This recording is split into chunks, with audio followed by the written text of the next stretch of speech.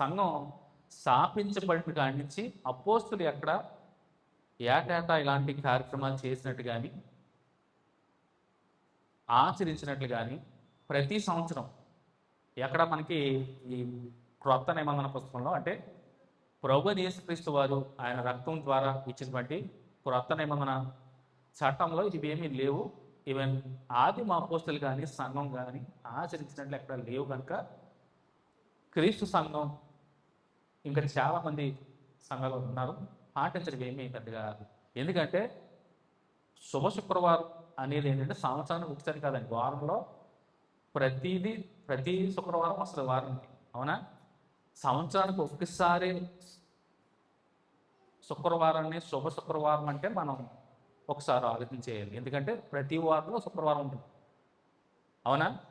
ప్రభు తిరిగి లేచిన దినం ప్రభు దినం.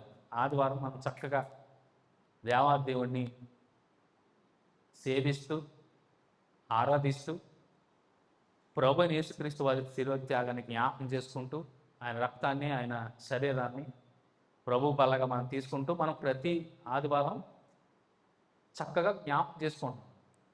సంవత్సరానికి ఒకసారి అనేది ఎంత మాత్రమూ సరైనది కాదు. ఎందుకంటే ఈ శుక్రవారం కూడా ప్రతి శుక్రవారం కూడా మనం అసలు ప్రతిదినం కూడా, అవునా, శిలువ యాగాన్ని ఎవడైనా నన్ను వెంపడించకోని ఎడల తను తాను ఉపేక్షించుకొని సిలువ ఎత్తుకొని ప్రతిరోజు, అవునా, సంవత్సరానికి ఒకసారి కాదు. ఇదిగో ఈ రోజుతో నాకు తెలిసి లేట దినాలు అయిపోయి ఉంటా, అమ్మ అయిపోయింది ఒక భారం, ఏదో భారంగా ఈ 40 రోజులు అది ఉండకూడదండి.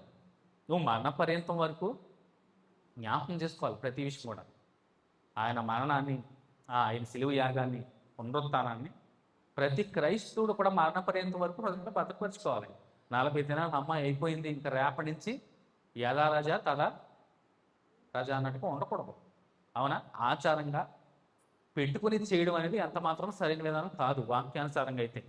ఎందుకంటే మనం ఆదిమ సంఘము అపోస్తులు వారిని మనం చూసుకుంటే ఎక్కడ ఎలాంటి కార్యక్రమాలు చేసినట్టు కూడా మనకి దాఖలాలు కనపడవు.